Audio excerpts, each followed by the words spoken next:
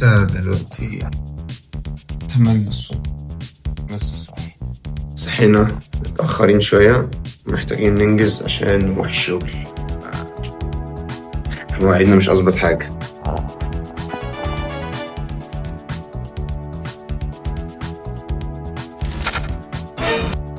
عشان ننجز متأخرين جدا. يلا طبعا متأخر، مش هلحق طبعا اركب مواصلات، فطلبت عربية. الراجل سابني وراح اجيب حاجة من الكشك، بس مضطر استناه. ترى اكون راجل طيب النهارده. انا نسيت المايك، فممكن يبقى الصوت وحش او حاجة. انا في الشغل، المفروض قدامي مش عارف، بس حاسس في اول يوم قدامي كتير حماس جدا. عارف هم يشوفوني بالنضارة، بس الشغل بقى حتى بالنضارة. في البيت بقى لابس لينسز. شوف لسه سكة 6 ساعات مثلا انا موعد الفيلم.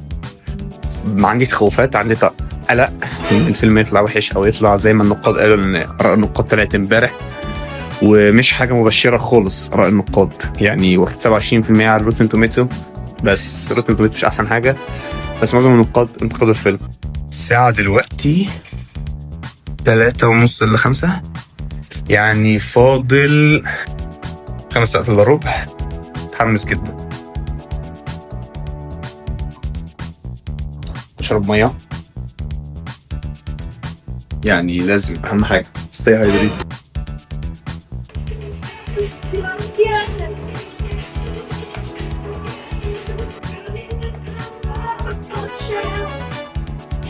Enjoy yourself. Never miss the music of you.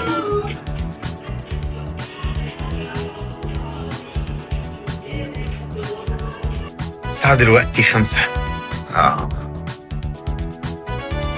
بس مش ممكن، يعني مش قادر استنى لحد ما اخلص عشان اروح. يعني بفكر استاذن امشي دلوقتي.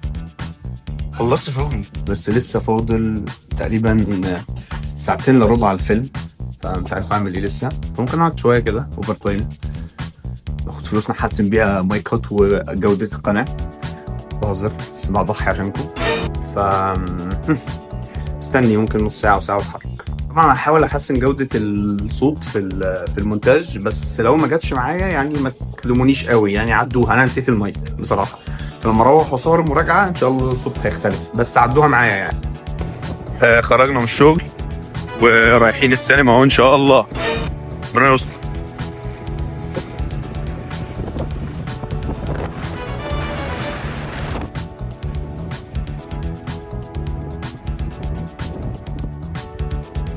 وصلنا المول الحمد لله، بعد ما الراجل بتاع يعني السكوتر تسوحنا.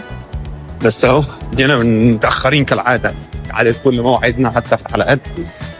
هنحاول بقى ايه نلحق الفيلم. يا رب فاضل 5 دقايق وانا اصلا حاجز فشار وحاجات زي كده ولسه ما جبتهاش. يا رب. طبعا الموضوع صعب، لان طبعا في حاله توهان، لان انا في اي مول في الدنيا ما بعرفش بقى، ما بحفظش اماكن السينما مع اني بروح كتير. بس الحمد لله لقيت السينما في وشنا. هي والباب اللي هناك طبعا عارفين ده مول ايه والسينما ايه، بس احنا مش هنقول عشان قال يعني السينما دي محتاجه ان احنا نعلن عنها. انتوا عارفين دي بتاعت مين؟ الحمد لله. صح ننزل بس عملنا حاجه اهي، طالعين نشوف القاعه بقى. بس طبعا شايل ده في لسه ازازه ميه بس في الشنطه الصغيره، مش عارف اشيل حاجه واصور لكم اول ما اخش. الراجل اللي ورا ده رحت هناك بالغلط، قال لي الناحيه الثانيه والفيلم هيعجبك، في ناس خارجه منه مبسوطه. بصوا متحمس. الراجل ده جامد قوي يا جماعه. انا مش مصدق ان انا داخل في ناس كده. تايه في القاعه، رحت بالعكس قال لي الناحيه الثانيه. المفروض اخش دلوقتي. خلينا اهو. الراجل جاي هو ياخد فلوس.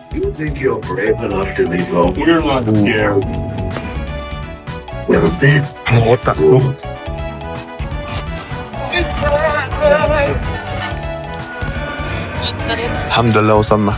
عشان كام صوت علشان ما نضايقش الناس، طبعا اعلانات بس انا بحترم السينما.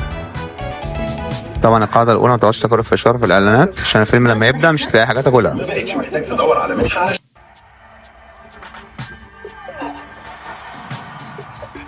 الفيلم بدأ. أنا في البريك دلوقتي. بصراحة عندي يعني لسه نص الفيلم وعندي كلام كتير قوي أقوله، فاستنوا ريفيو قوي. هنخش دلوقتي الجزء التاني من الفيلم اللي وقف في حتة مشوقة جدا، وقف قبل بداية إنتاج ثريلر. أنتوا فاهمين إحنا داخلين على إيه؟ فهخلص وهقول لكم بعد الفيلم تشوفوا رياكشني. الفيلم خلص وأنا مش عايز أمشي، مشغلني الكريدتس على أغاني مايكل وانا يلا اسود، وانا مش عايز امشي ومش عارف اوصف لكم احساسي. اخرج اوصف لكم انا مش قادر امشي. لا يا جماعه الموضوع مش عارف اوصف، مش عارف اقول حاجه دلوقتي. حاسس ان انا عايز افضل كده شويه قبل ما اتكلم اقول اي حاجه تانية. انتوا مش فاهمين حاجه. ايه اللي احنا شفناه ده؟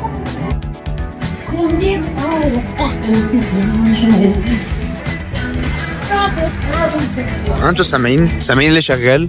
هارت بريك هوتيل. هم ما زعلوش حد، ده لسه بيقولوا ان في جزء تاني، فالموضوع مش سامع. استجمعت الدنيا، قادر اتكلم دلوقتي شويه. الفيلم سابني في حاله من النشوه، يعني الفيلم خلص على واحده من البرفورمانسز الخطيره اللي الدنيا. يا جماعه شعري مناكش من كتر ما انا طول الفيلم عمال اعمل كده واعمل كده من كتر الاكشن. طيب الانطباع الاول، يعني انا هتكلم على مشاعر بس او احاسيس بس. انا مبسوط جدا. يعني فان سيرفيسنج عامله زي انفينيتي وور او اند جيم كده في مارفل. فان سيرفيسنج كما يجب ان يكون. كل فانز مايكل هيخرجوا مبسوطين. انت عارف ان الفيلم بيتكلم لحد حقبه بات كده، او في اول حقبه بات، او يعتبر في ربعها الاول. انت مبسوط حلو، مبسوط من الاغاني ومن الفايبس الى حد ما من القصه اللي بتتحكي وحاجات زي كده. فالانطباع الاول انا طالع مبسوط، حاسس ان انا It's tiring and over. Så låt det grande. Stack dina midor. Han är benestanna.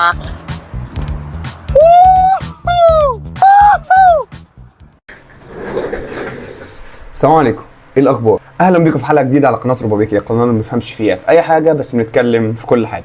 النهارده زي ما انتم شفتوا من عنوان الفيديو والانترو والثامنيل، احنا النهارده هنراجع فيلم مايكل. ويؤسفني ان انا ابلغكم واحزن معاكم ان دي اخر حلقه لينا في القناه عن مايكل، لان احنا اتكلمنا عنه بكل حاجه، حكينا قصه حياته وراجعنا الفيلم بتاعه واتكلمنا في كل حاجه تقريبا. وانتوا عارفين هنا في القناه الثيم الاساسي ان احنا بنتكلم عن حاجه تحرك المشاعر وحاجه اثرت فيا، فقررت ان انا اطلع اتكلم فيها معاكم. الهدف الاساسي زي ما قلنا ان احنا ما بنفهمش في اي حاجه بس نتكلم في كل حاجه، فمش هينفع نتكلم في مواضيع مايكل جاكسون اكتر من كده، لان خلاص يعني قلنا فيها كل حاجه واكتر من كده هيبقى حلب. فطبعا في محتوى تاني انا مجهزه ومشاريع تانية انا مجهزها، يا رب تعجبكم برضو. انتوا عارفين ثيم القناه هنا برضو بيحتكم للحدوته، ان احنا بنخش في تفاصيل حدوته، بنشوف حدوته ما وبنخش نحاول نجيب تفاصيلها من جوه اكتر. فيلا بينا نراجع كده فيلم مايكل. فقبل ما نبدا كده ما تنساش تعمل لايك وتشترك في القناه لو ما كنتش مشترك، وتفعل زر الجرس عشان يجيلك تنبيه اول ما ننزل حلقه جديده. من غير بقى مقدمات كتير، يلا بينا نخش في تفاصيل حدوته.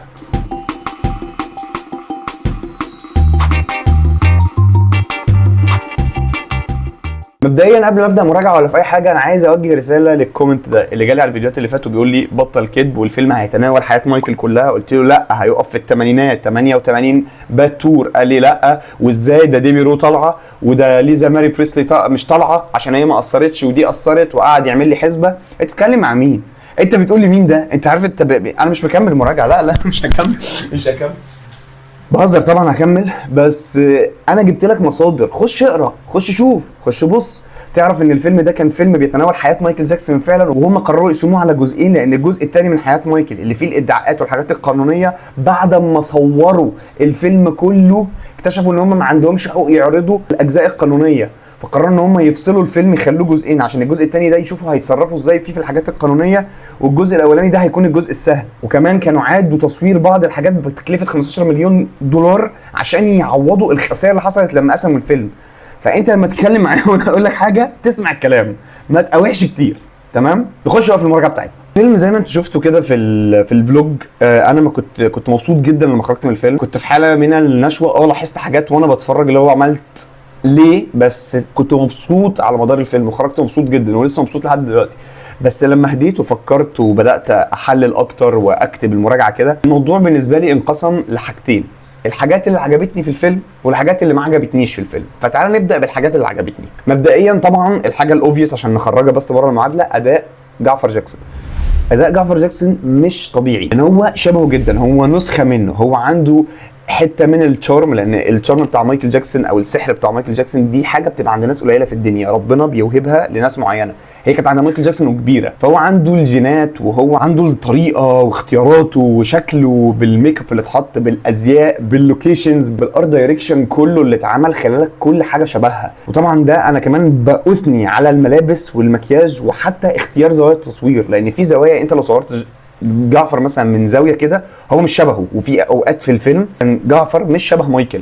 زي الحته او المشهد، انا مش هحرق طبعا المراجعه دي بدون حرق، بس الحته اللي تطرقنا فيها لبيتت هو ما كانش شبهه قوي، هو مش شبهه. انت شايف ان ده جعفر اللي شبه مايكل، بس لما كانوا بيصوروا له انجل من تحت انت خلاص ده مايكل. اختيار زي التصوير كمان في الاستعراضات كانت هايله مش طبيعيه. تيجي كل ده بقى اللبس بالاوكيشنز بالاستعراضات بالاداء بالميك اب بكل ده، انت 80-90% من الفيلم، انا عايز اقول 95% كمان من الفيلم، انت مش حاسس انك بتتفرج عن فيلم عن مايكل جاكسون، انت حاسس انك بتتفرج عن مايكل جاكسون جوه فيلم. ما يبقاش عندك حته ادراك ان انا بتفرج على واحد او ابن اخو مايكل بيجسد مايكل، لا انت شايف مايكل بسبب كل العوامل دي، ودي حاجه خلتك تبلند ان في الفيلم قوي وبتكونكت مع الهدف الاساسي في الفيلم، بس ده هنجيله في الاخر. الحاجه الثانيه هي تشابه طبعا كل الشخصيات، مش جعفر بس، كل الشخصيات شبه الشخصيات الاساسيه اللي عمل دور جو جاكسون، وحتى الطفل اللي عمل مايكل جاكسون وهو صغير، الواد ده جامد. الواد ده حتى كان بيطلع في انترفيوز كان بيرقص، الواد ده مستقبل، يعني اتمنى ان هو ما يتحصرش في الحته دي بس،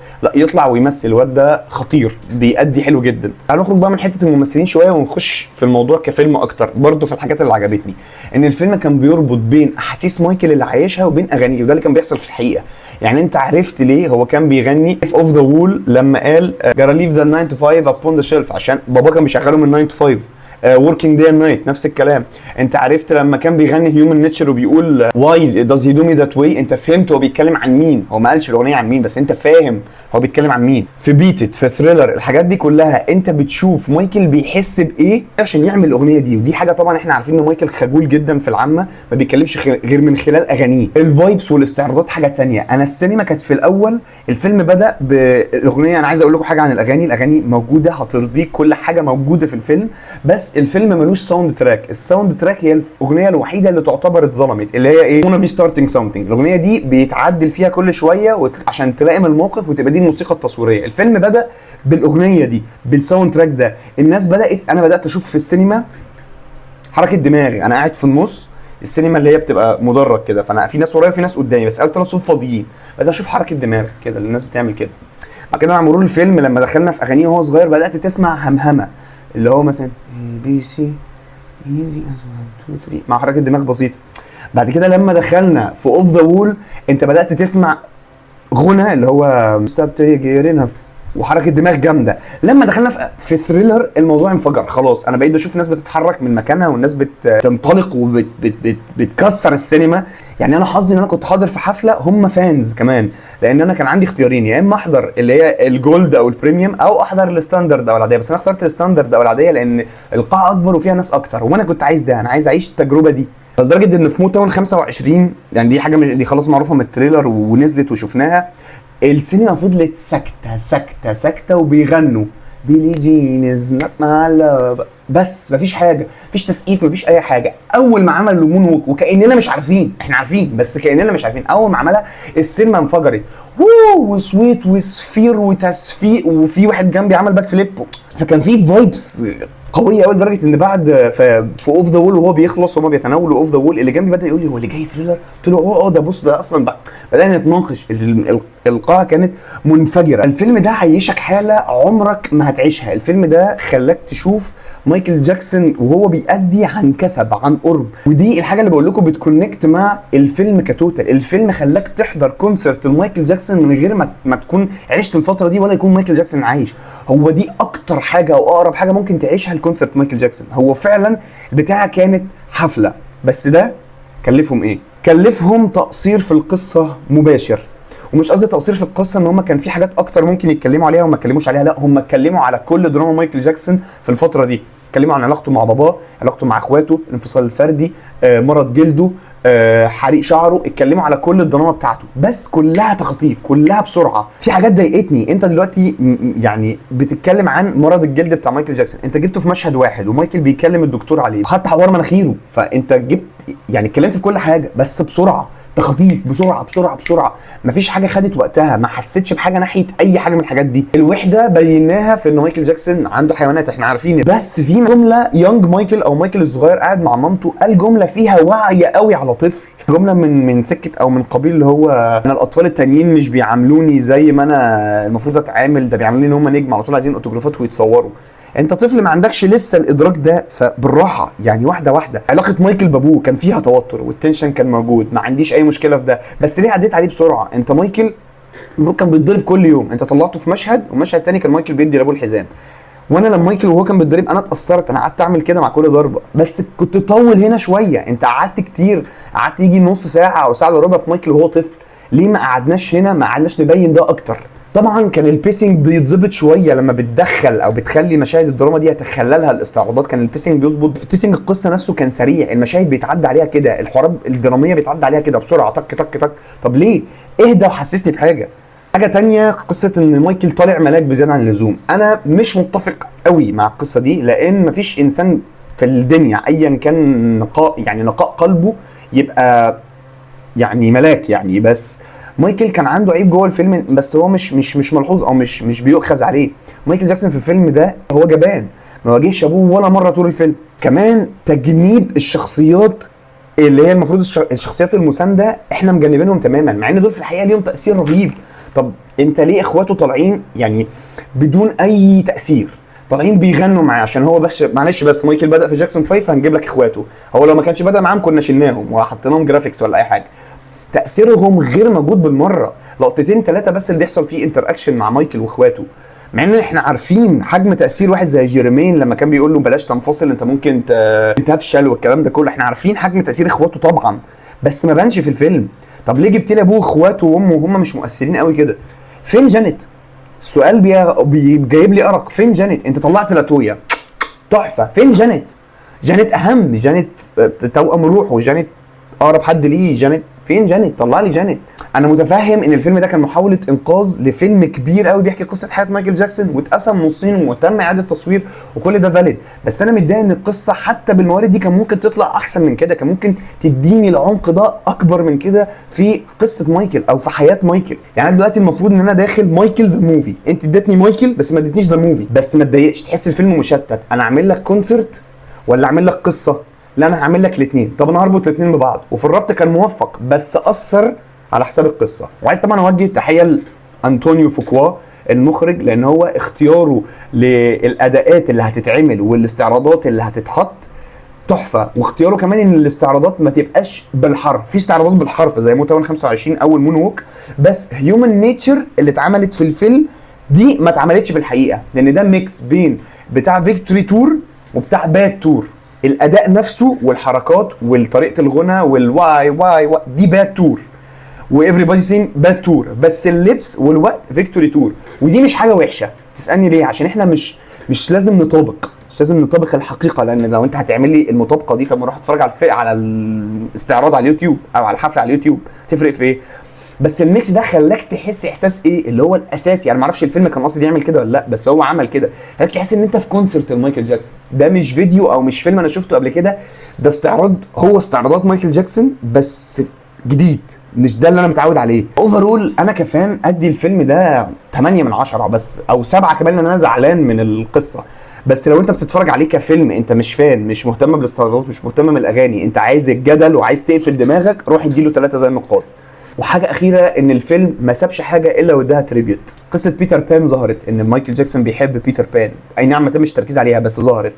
ان هو اتضايق بعد اداء موتاون، ان هو بيرفكشنست ظهرت برضو. تم الاشاره لاشاعه او الفكره بتاعت ان مايكل هو بيرفكت بيتش ولا لا. بيرفكت بيتش ده يعني انا لو قلت مايكل بودنه بس يعرف يقول لي النوتة اللي انا قلتها دي ايه.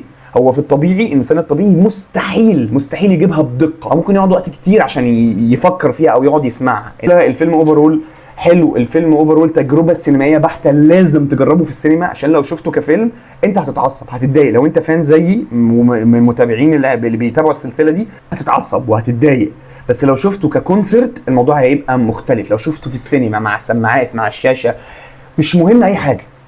شفت بعد كل الهري اللي انا قعدت اهريه ده مش مهم اي حاجه. ده مايكل جاكسون باغاني باستعراضات على شاشه كبيره وسماعات وجمهور بيغني وبيهيص. انا مش عايز حاجه تانية، شكرا. This is السينما. ودي كانت المراجعه بتاعتنا، اتمنى اكون فدتكم واتمنى اكون حمستكم انكم تخشوا الفيلم. ومناقشه الحلقه دي لو شفتوا الفيلم قولوا لنا رايكم في الكومنتات. المناقشه الاساسيه بتاعت الحلقه والسؤال الاهم، هل تفتكروا جعفر جاكسون هيكمل كممثل ومؤدي لادوار تانية ولا هيتزنق في ان انت قلدت مايكل زي اي حد بيتزنق في شخصيه جسدها وخلاص ومش هيعمل حاجه تانية؟ انتظرونا ان شاء الله في افكار جديده، اتمنى تعجبكم برضو زي ما عجبكم المحتوى ده. لان انا طبعا مقبل على خطوه جديده، لان انا في الفتره دي انا زدت سبسكرايبرز وزدت مشاهدات، وفي ناس بدات تتكلم، في ناس بشوفها في كل فيديو بتعمل كومنتات وانا عارفهم بالاسم، وخلاص بقى في كونكشن بوند بيني وبينك يا صديق البرنامج. انت خلاص بقيت صديق البرنامج، انت صاحب الموضوع ده كله، انت اللي بعمل لك الكلام ده كله. فاتمنى لما نغير من مايكل جاكسون اقدر احتفظ بالناس دي ان هم بيتفرجوا ولسه بيتفاعلوا ولسه اصدقاء البرنامج. وبس كده، سلام.